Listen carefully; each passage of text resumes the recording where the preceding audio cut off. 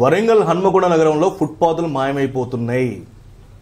అధికారులు వాటి వైపున కన్నెత్తని చూడడం లేదు. మేము చెప్తున్నాం, మీరు ఫుట్పాత్లో మాకు చూపిస్తే మేము మీకు బహుమతి అందజేస్తాం. నిజం, ప్రమాదాలు జరుగుతూ ఉన్నాయి. రోడ్లకు మించి కూడా వాహనాలు అధికమైపోయినాయి. అయినా కూడా ఫుట్పాత్ల పైన బోర్డులు పెట్టి వాళ్ళ సామాన్ పెట్టి పాదచారులు నడవకుండా చేస్తున్నారు. ముఖ్యంగా చూస్తే వరంగల్ చౌరస్తా కానీ హనంకొండ చౌరస్తా కానీ రద్దీగా ఉన్న ప్రాంతాల్లో మీరు చూస్తే లోపడెక్కడో షాప్ ఉంటుంది, ముందు మొత్తం డిస్ప్లే బోర్డులు ఉంటాయి. ఇంకా ఫుట్పాత్లను రెంట్కి ఇస్తున్నారు ఫాస్ట్ ఫుడ్ సెంటర్ల కోసం. తర్వాత తినుబండరాలు పెట్టేటువంటి ఆ యొక్క షాపులను పెట్టి పాదాచారులు నడవకుండా ఇబ్బంది పడే పరిస్థితి ఉన్నది. సో అధికారులు వీటి వైపు కన్నెత్తని చూడలేదు.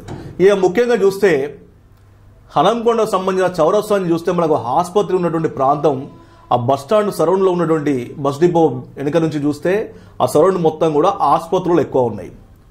వీటికి ఎక్కడ పార్కింగ్ ఉండదు. పార్కింగ్ లేకున్నా కూడా వీటికి అనుమతులు ఇస్తూ ఉంది ఆ యొక్క శాఖ అధికారులు. ఎలా ఇస్తారంటే ఏదైనా జరిగినప్పుడు మాత్రమే హడావుడి చేస్తూ ఉంటారు. ఇక్కడ ట్రాఫిక్ పోలీసులు కావచ్చు, సంబంధించిన టౌన్ ప్లానింగ్ అధికారులు కావచ్చు. కానీ మిగతా టైంలో షరా మామూలే. మొన్న సంబంధించి హైగ్రేచారి గ్రౌండ్ ముందట ఒక స్కూల్ బస్ కింద పడి పాపం ముక్కుపచ్చల అనే అబ్బాయి అక్కడికక్కడే మరణించాడు. ఎలా జరిగిందంటే ఆ ఆసుపత్రికి సంబంధించి ముందు చూస్తే అన్ని వాహనాలు పార్కింగ్ చేసి ఉన్నాయి. వాళ్ళ ఆసుపత్రికి వచ్చే వాహనాలు పార్కింగ్ చేసే ఉంటాయి, వాళ్ళ అంబులెన్స్లు అక్కడ పార్కింగ్ చేసే ఉంటాయి, ద్విచక్ర వాహనాలు పార్కింగ్ చేసే ఉంటాయి, రోడ్డు మించి పోయే వాహనాలు ఎప్పటికప్పుడు పోయి వస్తూ ఉంటాయి. మరి నడిచేవారు ఎక్కడ నడవాలి? వాహనాలు ద్విచక్ర వాహనాల పైన పోయేవాళ్ళు ఎలా పోవాలి? ఆ అబ్బాయి ప్రాణం పోయింది. ఇవి ఎప్పుడు జరుగుతూనే ఉన్నాయి. ఇవి ప్రాణం పోయింది, తీసుకపోయిన అయిపోయింది, కథం గప్చు. ఆసుపత్రుల ముందడ పార్కింగ్ లేకుండా ఆ ఆసుపత్రులకు అనుమతులు ఎలా ఇస్తారో అసలు అధికారులు చెప్పాలి. అందరి టీవీ ప్రత్యేకంగా ఫోకస్ చేపెట్టింది. ఇప్పుడు బస్ స్టాండ్ నుంచి మొదలు పెడితే అక్కడ ఉన్నటువంటి డయాగ్నిక్ సెంటర్లు కావచ్చు, ఆసుపత్రులు కావచ్చు, కొన్ని కళాశాలలు కావచ్చు, వాటికి పార్కింగే లేదు. పార్కింగ్ అసలు చూపిస్తారా మీరు? పార్కింగ్ లేకుండా మీరు ఆసుపత్రికి అనుమతులు ఎలా ఇస్తున్నారు?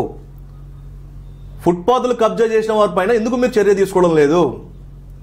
మనం ప్రధానంగా చూస్తే ఏకశిల ఆ పార్కు చుట్టూ సరౌండ్లో కూడా మొత్తం కూడా అదంతా కూడా ఉదయం దాదాపుగా అందరూ వాకింగ్కి వచ్చేవాళ్ళు ఇబ్బందులు పడుతున్నారు. నడవడానికి కనీసం అక్కడ స్థలం లేదు. డ్రైనేజీలు సంబంధించిన నాళాల పైన ఫాస్ట్ ఫుడ్ సెంటర్లు, బిర్యానీ పాయింట్లు, టిఫిన్ సెంటర్లు పెట్టి పాదచారులను ద్విచక్ర వాహనం మీద పోయే ప్రయాణికులను ఇబ్బంది పెట్టినా కూడా, బాటసాలను ఇబ్బంది పెట్టినా కూడా అధికారులు ఎందుకు వాటిపైన మీరు చర్య తీసుకోవట్లేదు? వాళ్లకు మీకున్న చీకటి ఒప్పందం ఏందనేది ఖచ్చితంగా అధికారులు చెప్పాలి. లేదు మీరు నిజాయితీ పరులు అయితే వాటిపైన చర్య తీసుకోండి.